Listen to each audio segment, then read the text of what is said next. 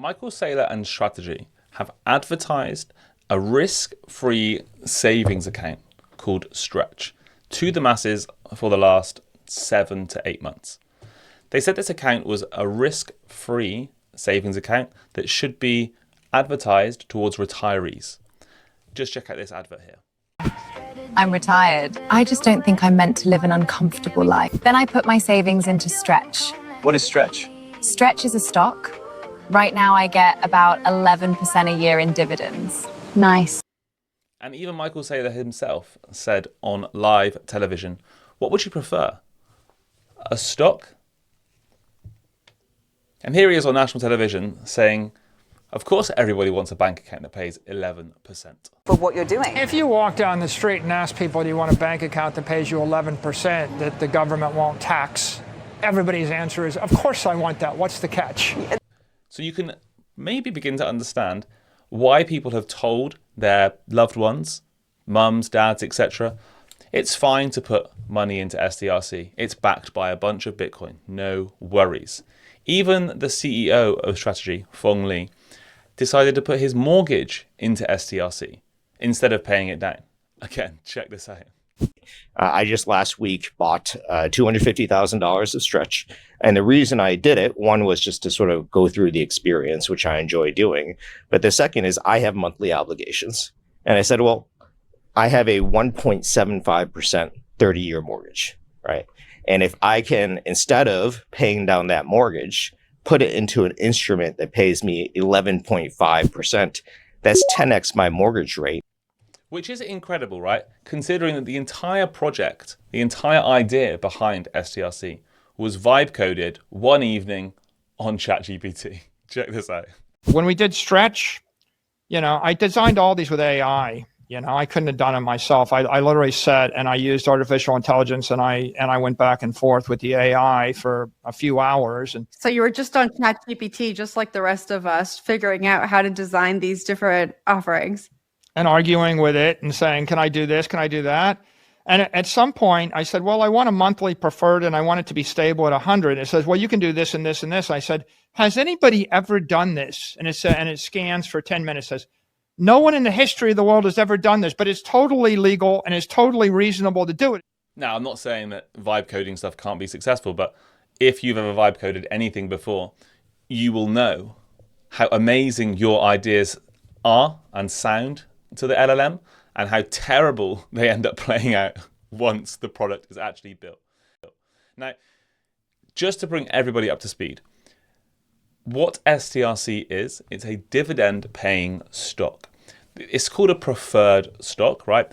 And a lot of these terms, common, preferred, senior, you can forget about them for the most part. And if you're somebody who understands all this stuff and you want to speak about this to the nth degree, great, this video is probably not for you. I want to try and bring as many people along for the ride as possible. And so in a lot of ways, all of the terminology, all the jargon that's used just makes things a bit more complex. It's very, very simple, right? STRC have a few different things that they provide. They've got their own stock. It's called their common stock, MSTR, the one that you see always shown, strategies down 70%. It's this thing that's being shown. They also have 5 other products. And these products, in some way, give the company debt, right? They give the company some money. This money is inherently debt. And they use this debt to go and buy Bitcoin. Now, they've had 4 of these products, but the most successful one has been Stretch, right? STRC, the one we've seen advertised earlier. And the reason it's been so successful is because A, they've marketed it very well. B, it's had an enormous retail uptake because it's been the most simple of their products. And C, it pays users or people who hold it 11%, give or take, per month in a dividend obligation. So if you buy 1 share for $100, actually doesn't matter what you pay for the share. If you buy 1 share, whatever you buy it at, you buy 1 share. That 1 share will pay you, or pay the person who holds it, $11, $11.5 exactly per year in perpetuity. It's a perpetual stock. It will pay that dividend in perpetuity. We're going to see a bit later that actually they can just not pay it if they choose, if they see fit a bit later. So it's not guaranteed by any means. But the thing that's really important is that this one share, it can trade at any price. The market decides what the price should be that day. Sometimes it's up, sometimes it's down. Now, STRC have this way, and I'm going to show you this video now, of ensuring that it doesn't go above $100. Here, look at this. So there's a lot of stuff on this particular page, but just look at this one thing, right? On the left, we've got STRC's price. It's going up and down. Started at about $90 when it had its IPO, and its IPO started at $2.5 billion worth of the stock. So they sold $2.5 billion worth. They raised $2.5 billion to go and buy Bitcoin.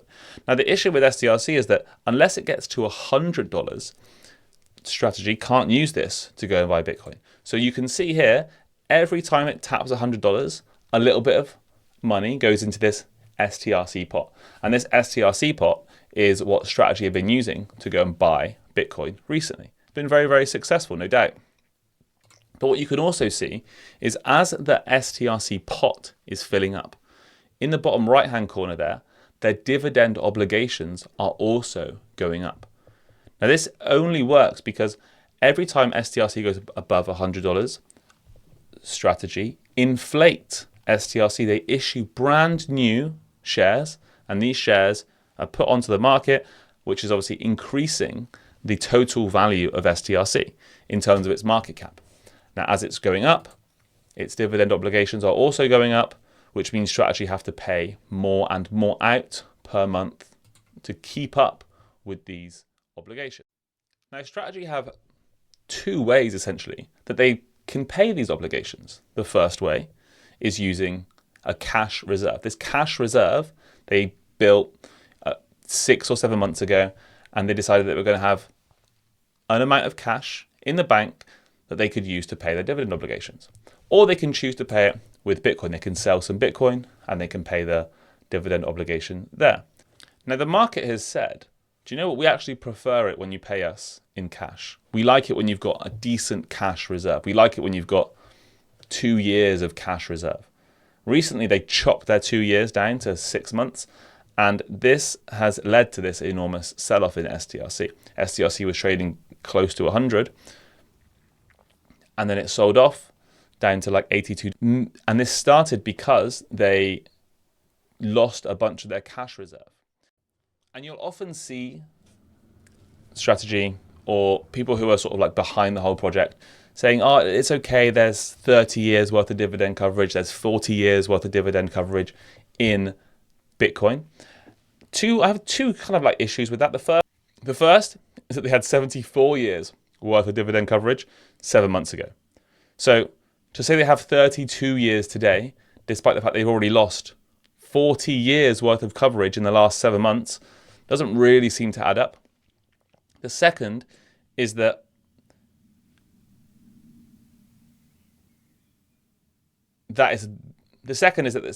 it's dynamic in nature anyway, right? The lower the Bitcoin price goes, the more that's chopped off. And anyway, we've seen Saylor is highly dynamic around this, and he's willing to pull any lever he wants to try and like increase this amount or decrease this amount depending on what he sees fit. So it's kind of an irrelevant metric. And also, not only that, imagine they paid these dividends for 30 years. I mean, that wouldn't be good for the company, right? Bitcoin would be a failure.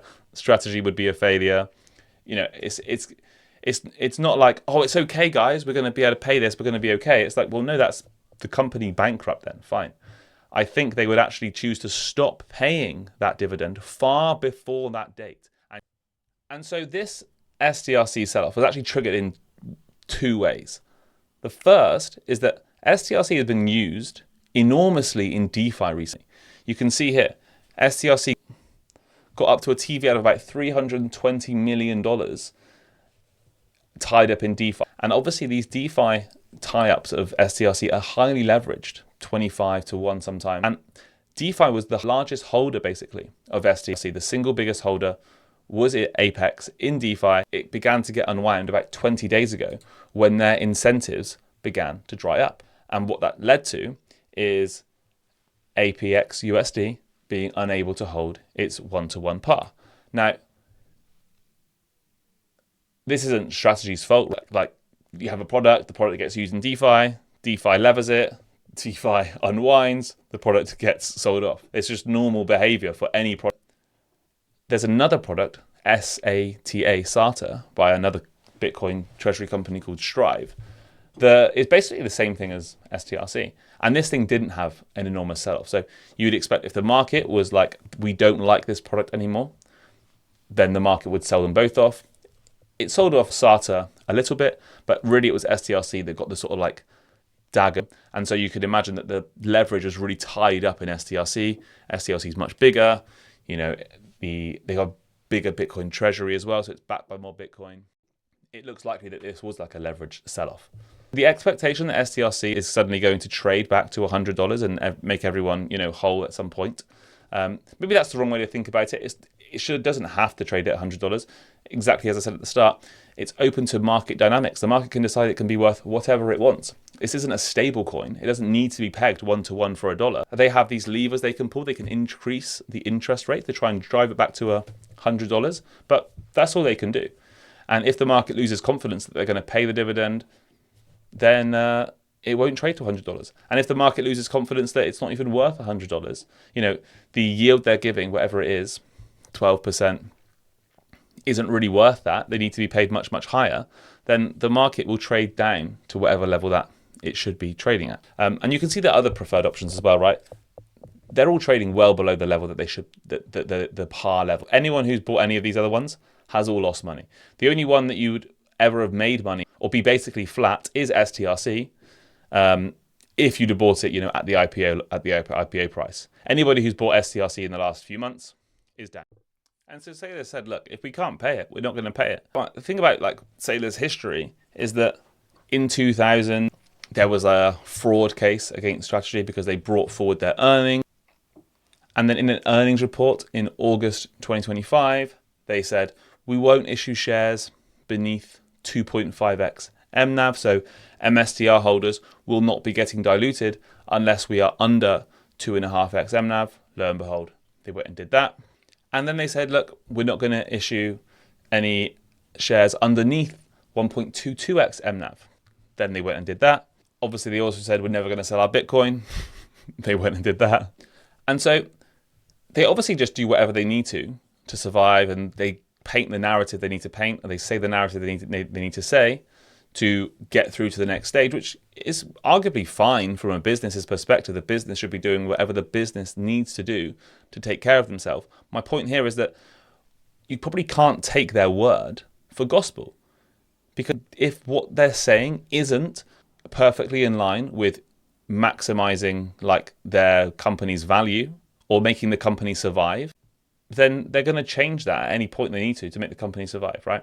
So the idea that they're going to just like run these dividends for 32 years and that they're never going to just ostracize STRC like they've done with the other ones basically, and just not pay the dividend if it doesn't go too well, I think is not true. Based upon the evidence, they easily might just suspend those pay.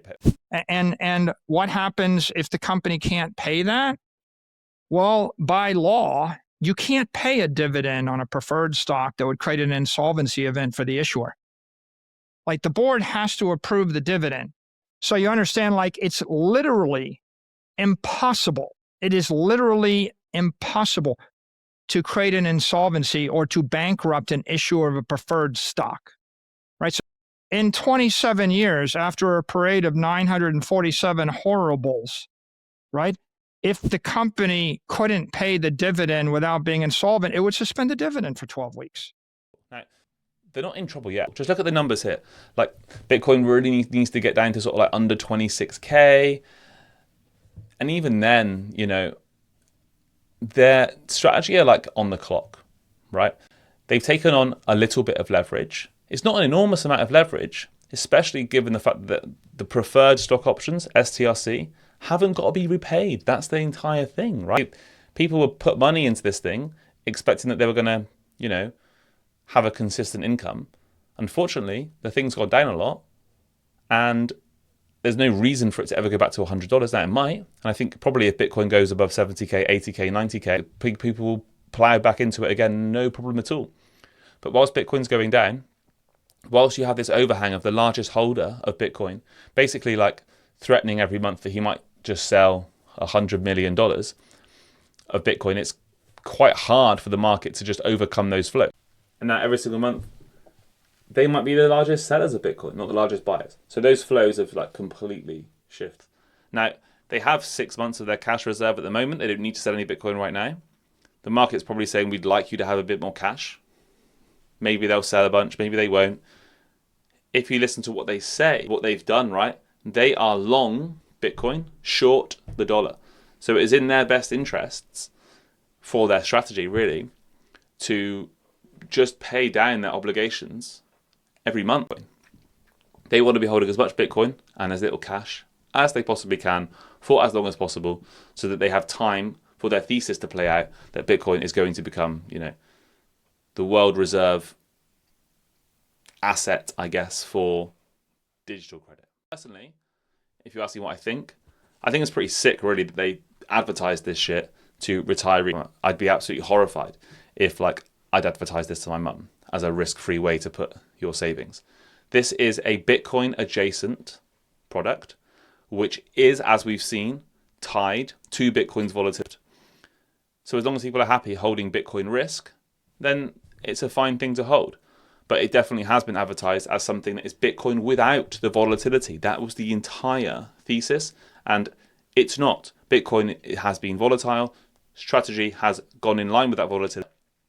It's less volatile than Bitcoin, yes, absolutely. Bitcoin's down 60%, strategy's down 75%. STRC only came down 18% from high to low. It's back at $90 now, so it's, you know, down 10%. But to say that it's Bitcoin's with the volatility stripped is ridiculous. And it's not only that, there's no upside either.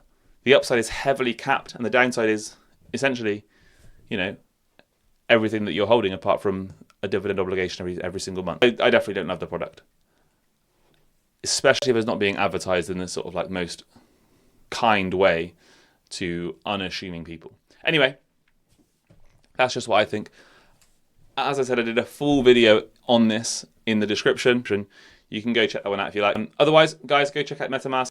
They've got a bunch of cool things going on at the moment. There, you can see their card options. They're now providing basically everything you could ever want to do on chain, whether that's exploring RWAs or Hyperliquid. You can basically do anything inside your MetaMask wallet. Link in the description. Guys, thanks so much for watching. I shall see you in the next one. Ciao, ciao.